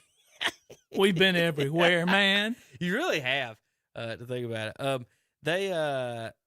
Geez, where was I going with that? Let's see, West Charlotte. Like I said, I've just been on the baseball field and hadn't been to the football field. Let's see if Kings Mountain can pull that off next week. Ledford will be at Dudley next Friday night. The winner, that's who Kings Mountain would face, the winner of that game. If Kings Mountain wins, they would go to Dudley but host Ledford for you Mountaineers fans, if you're wondering about. And Dudley's supposed to be a very good team this year. We'll see. Supposedly, they're the 3 seed. Kings Mountain is the 11. All right, up in the next part of the bracket, let's go to the very top, and then we'll come down to the okay. Pisgah and South Point. Pisgah struggles with a 32 seed tonight, Dennis. That means South Point coming up the hill. They're going to have to deal with the Red Bone offense. At home, though, they get them at home. That might be another close, good game for Pisgah. South Point may be able to pull that one off. Forest View wins at Irwin. They'll go to Parkwood.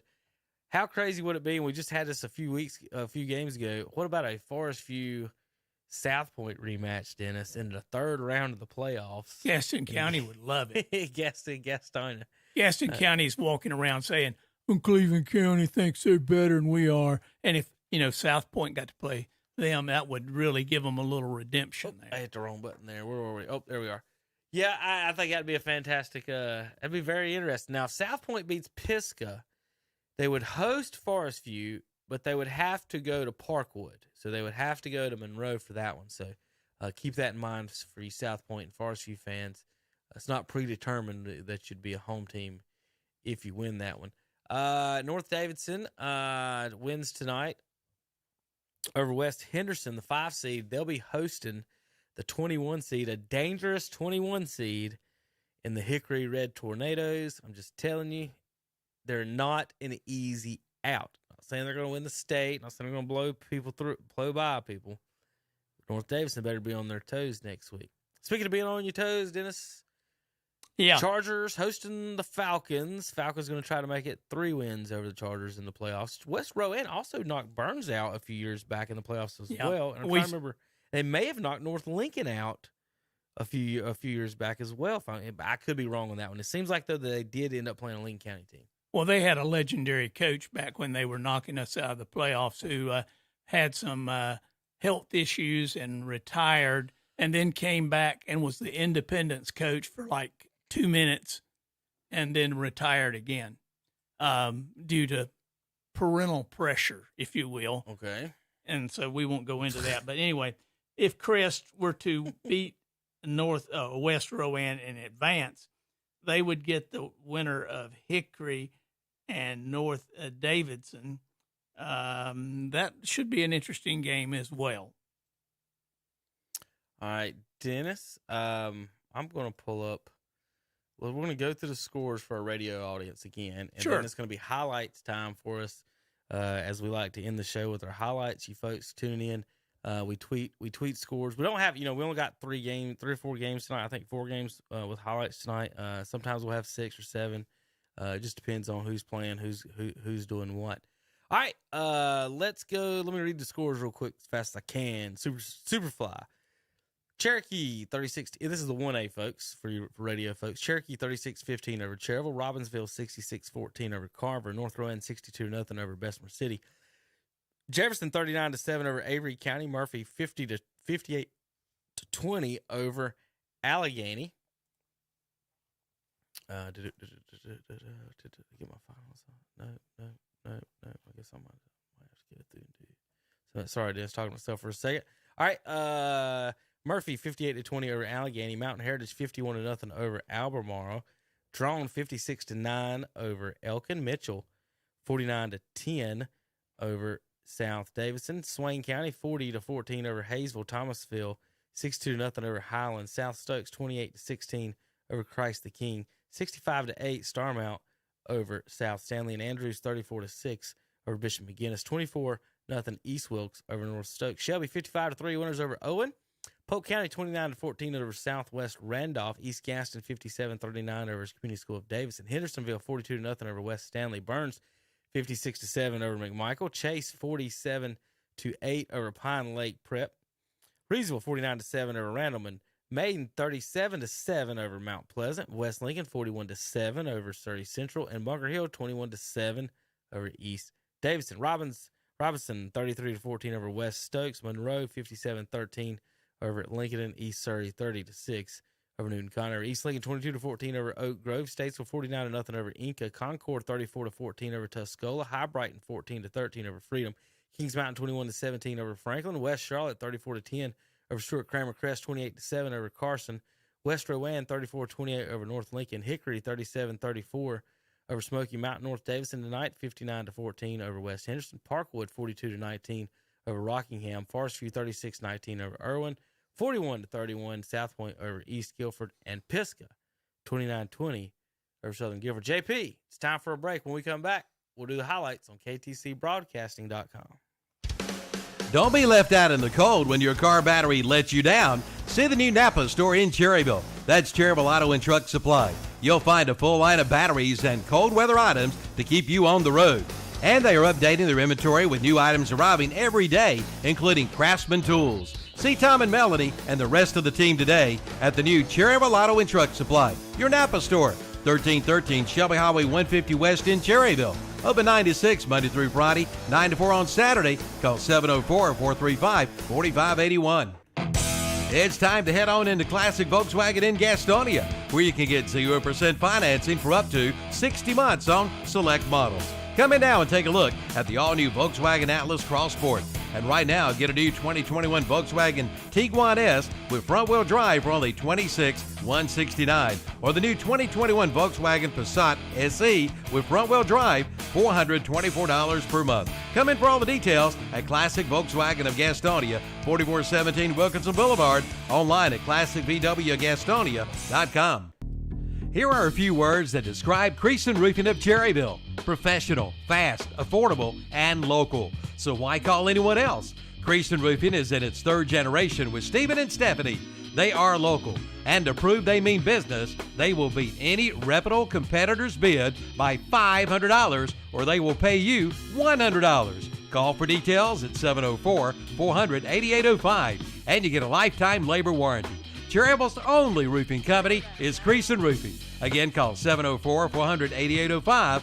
Online at CreasonRoofing.com. Like them on Facebook, too. Hey, look, it's Gary Dellinger with Dellinger Electric. Gary, what's going on? Hey, Calvin, just stopped by to see how the new jingle was coming along. Well, as a matter of fact, we just finished it up. Want to hear it? Oh, I can't wait. Here we go. When it comes to your wiring, you don't want to monkey around. Call Dellinger Electric. They're the best electricians in town. Well, what do you think? I don't know. I mean, it doesn't even give her phone number.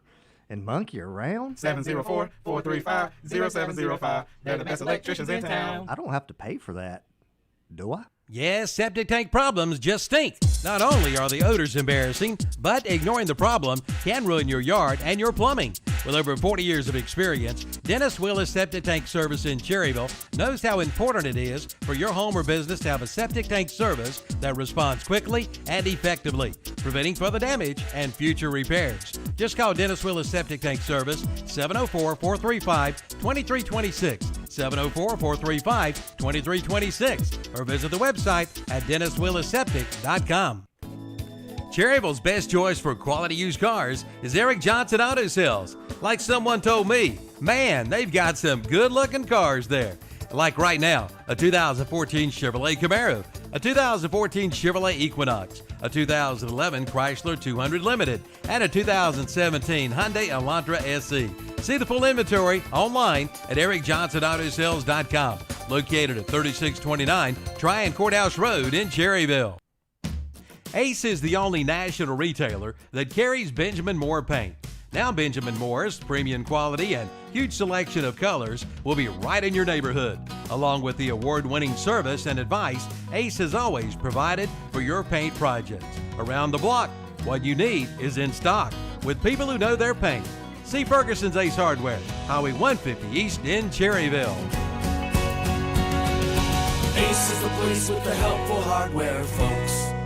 Hi, this is Vince Hefner, pastor of the First Baptist Church in Cherryville. I'd like to share with you my favorite passage of Scripture in God's Word. Philippians 4, verse 8 tells us this, "And now, dear brothers and sisters, one final thing. Fix your thoughts on what is true and honorable and right and pure and lovely and admirable. Think about things that are excellent and worthy of praise. Keep putting into practice all that you have learned and received from me, everything you heard from me and saw me doing. Then the God of peace will be with you."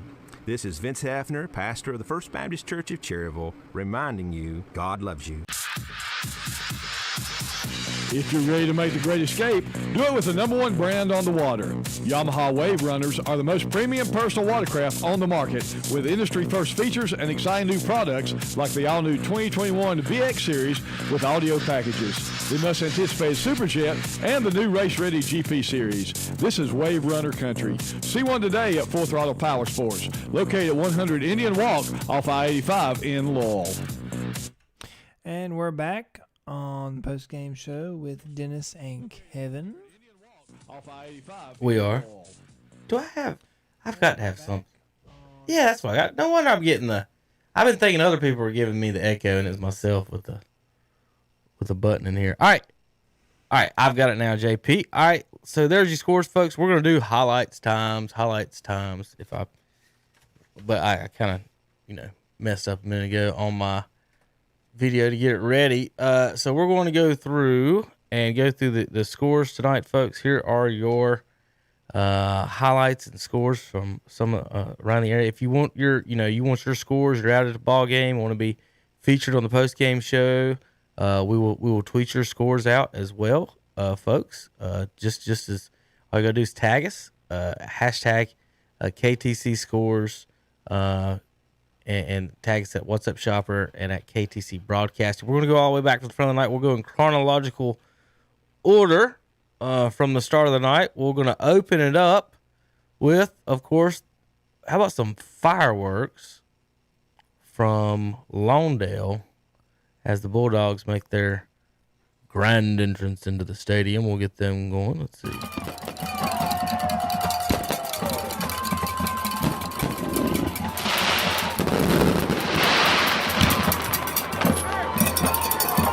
The Bulldogs coming into the stadium. Starting with Dennis Arnold, who joins us here for the highlights tonight. And Dennis, Bulldogs got one of the best entrances with the fireworks. I tell you what, Burns has really stepped up their entrance there. They got their helmet. They've got the running down the hill. They've got the fireworks going on. I tell you what, they're first class. Yes, they are. I've got one I had to show you one time. There's one school, Dennis. They bring their linemen in on a horse trailer. Really? So they drive them onto the track there in front of the stadium, and the linemen are shaking the trailer. It's rocking, and they come out the horse trailer. I think that's one of the coolest ones. Here's the Chargers running out of their helmet. Kings Mountain's got a weird, funny man. Shelby needs them something. They need one to run out of. He's a bomb. Oh, they got the dog pile. Yep. Shelby, it's McCombs going up. Shelby, it's Chase going up 6-0 for Crest, about 7 yards out. How about Backus with an interception for Burns? Big play there. Ben Mooney, this is a 47-yard pass to L.J. Allen. A little slant, then beats the safety. Boop, one shake, dip, and he's gone. Safety took a bad angle there.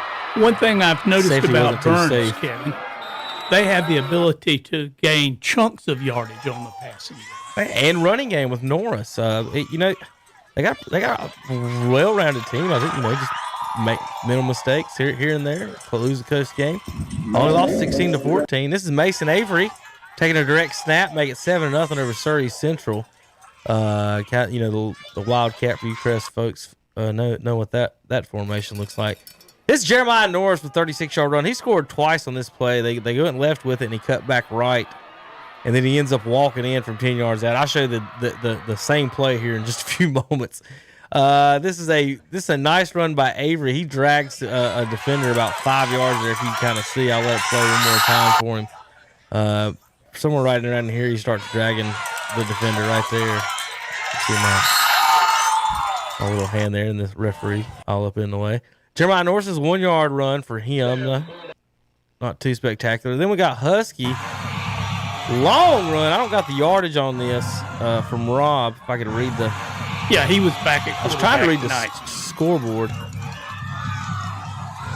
and it was from the 40-something, so 50-some yards. Dennis, I'm guessing if I can read that score, that's a heck of a read by me to try to read that scoreboard back in that corner. That's fair to say. Your eyes you didn't are know young. what I was talking about. Rob. Here's Robbie thinking. He about got rolled up by a Carson defender. Is what he's talking about there. That guy right there. That took his legs out. Here's another interception. This one by L.J. Allen coming back off the corner. Turns, goes, finds the ball in the air. Great pick by L.J. for that. How about Ben Mooney to Ryan Thompson? 19-yard touchdown pass. Touchdown Bulldogs. Numbers bookkeeping touchdown. Got to remember, Mooney's only a sophomore, too. Kevin. Yes, that's big for Burns. Fake punt against Crest. Carson ends up with their only score of the night, 1 yard touchdown run to punch this in. So not real big of a highlight. This is the fake punt, the end of the fake punt where they're running it out. Jaden Moore, McMichael, 1 yard touchdown run. Chase with a 12. We went up 12-0. We didn't get the highlight on that one. Missed it. How about Mason Avery? There's a 57-yard run. This is a good highlight. I like it. He runs coming right at you. Right past our videographer there, Jason Singh. Here he comes. Hello, there Mason. he goes. Bye-bye, Mason. Let's go one more time.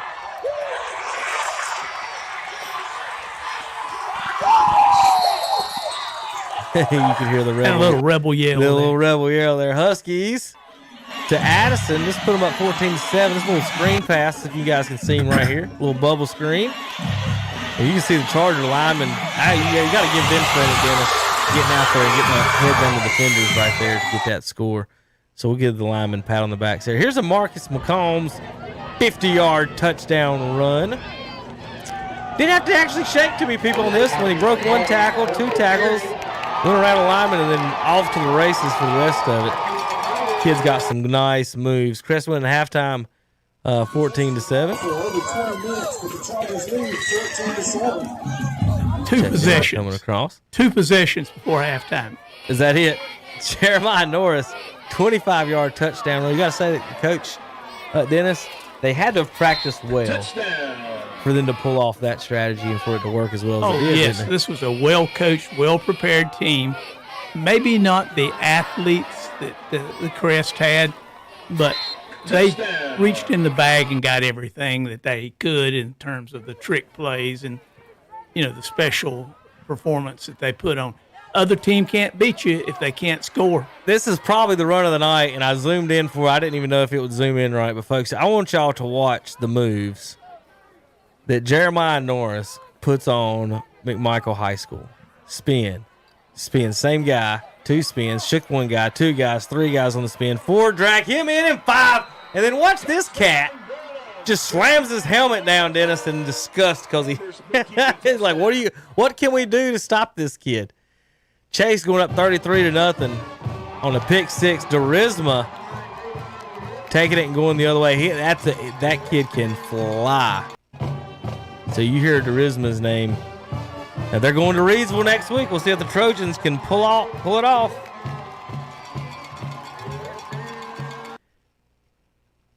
All right, Azari Brown on the interception for Burns off a fake punt. Well, I don't know if it was an intercept. I don't know if Matt put an interception. This may have been an actual punt, Dennis. It looked like he punted it. Didn't it? Didn't he just kick it? Watch him. He kicked it 10 yards. I think it was just a blocked, just terrible punt. It's all not good either way. Hey, Audrey, I got a final sheet if you need it. Call Touchdown. it what you want to. Carter Green 21 to made it crest 21-7 here as Green gets in. How many different people named Green are over there, Dennis? I think there's at least too. 3. Truesdale with the fact this is a nice little run to Avery and keeps it in for a touchdown run. So Truesdale keeping it on the score here. Walks it in for West Lincoln. You just want to take a sheet? Sorry, I already wrote it out. 40-0. Chase went up. This was it says to Derisma for the touchdown. So they found the wide receiver in the back of the end zone. And like I said, I wish we just missed the play. He's such a good player. I'd like to see that.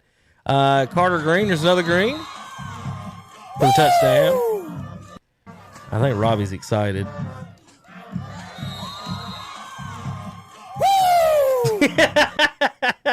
Mason Avery strikes again. I think that's when Robbie found out his wife won the half. Is that and what half. it was? That was the half and half announcement, not a touchdown. Well, I know one thing, surely, and I know Rob's going to look right at Angie and be like, "You listen to Kevin on this one." Angie, he is the Braves fan. Seems like to me that money could go right towards some championship apparel, maybe. Oh yeah, championship hat. Jeremiah Norris 2-yard run. This one for the Bulldogs. Touchdown, Bulldogs. Numbers bookkeeping. You hear touchdown. Tony Beaver announcing that over in Longdale. Chase went up 47-0 there at Pine Lake. And ended up winning, or versus Pine Lake, ended up winning 47-8. This is Backus with his second interception. This time right near the goal line, out at the 1. The quarterback had his receiver in the end zone, just underthrew it. Kind of really had Backus almost beat there, but Backus gets the pick. What a play. And saved 7 points. How about Lamont Wilson with a 1-yard touchdown run? This made it 56-7 Burns. And those were the finals. Let's see. How about a Zach Dalton to McMichael with a 55-yard run. This is a good run. I want to show this, folks. This kid made a good run here for McMichael. Zach Dalton, 55-yard run. And he's a big kid, not small. Rumbling, stumbling, and I'm out. Dennis, didn't he? Hits the outside and zooms down. He's not small. I don't know if that was the regular line, but right now he looks like a backup lineman or something that they put in. And then as soon as he got the ball, it was just like hitting a go button on a toy or something. Look, he just kind of jogs to the left, sweep. But watch right here, Kevin. And then I'm out. In the film session Monday, that guy right there, coach is going to say, you stood there and looked at him run right by you. Why didn't you tackle him? Right here. This guy in the middle. Whoops. Right there he is. Well, at 56-14, I believe the backups ran. And this was Angie and everybody said, this is a tweet out from Robbie. It says, congratulations on the winner's half and half. Her husband expects a nice Christmas gift. Subtle, isn't he? Brave shirts all around in the Root House. Congratulations to him. Congratulations to the Braves winning the championship. We'll talk about that tomorrow. Play of the night, I'm going to go with Jeremiah Norris shake and spin everybody in the world. Dennis, you got any objections to that? He did a 360 twice at the start. And then he's down at the goal line. He does a 180. And then the guy just takes his hat off. He did about 1,000 degrees of turns there. Let's see. I got one more thing. Shannon's tapping me on something. He wanted you to see this. This is the lineman in the horse trailer. Yeah, this is the lineman in the horse trailer. And where is this located? It doesn't say.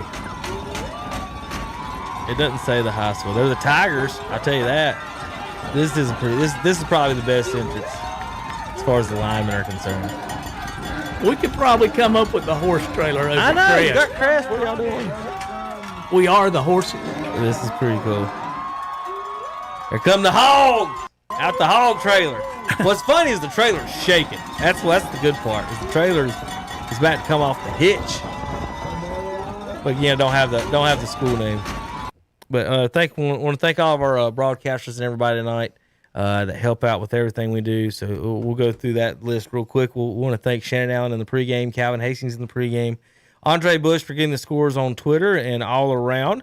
We've also got to thank our Twitterers for tonight. Robbie Roop out at Crest.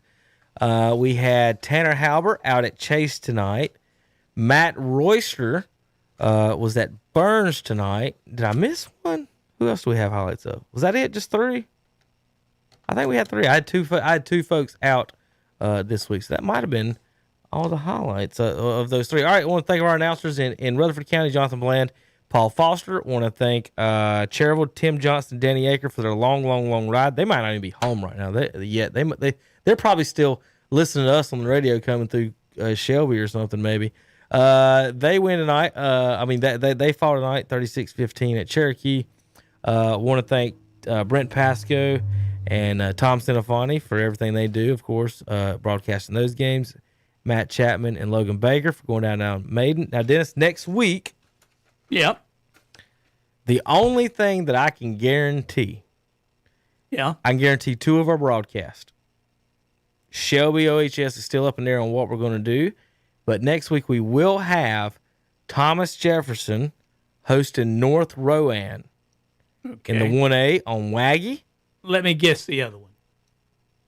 You're going to have West Lincoln and Maiden. Yes, West Lincoln and Maiden next Friday night on WLON. So we will have West Lincoln and Maiden for sure, Thomas Jefferson and North Rowan for sure. We'll get back to you on the Shelby. There's a possibility we could use, with Cherryville losing, there's a possibility that CSL could be used for a broadcast if we got Charlotte Hornets basketball too. But what I'm saying is that you just check back with us on that, folks. We'll have that decision. Stay tuned. Probably in the morning, definitely by Monday. It'll be posted by Monday for sure, no matter what. But we'll make that decision probably tomorrow. All right, Dennis and JP, you want to play us away in there as we say goodbye to everybody?